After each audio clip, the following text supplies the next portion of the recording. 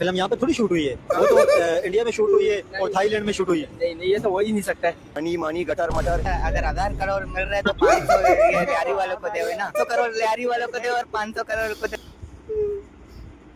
उनकी बात करें लियारी वाली, सुना है कि इसकी स्क्रिप्टिंग जो है नरेंद्र मोदी ने खुद जो है ना वो वेट की और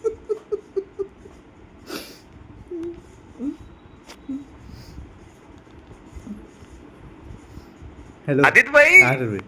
अरे वो एक रील भेजा है, देखना यार। आदित्य भाई क्या कर रहे हो यार? देखना यार।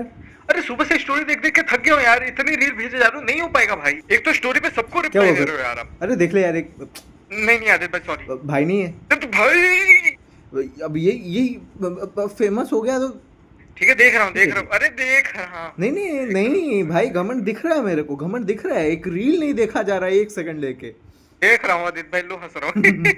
Very good. चल अगली बार कोई मूवी में कैमियो करा दूंगा तेरा।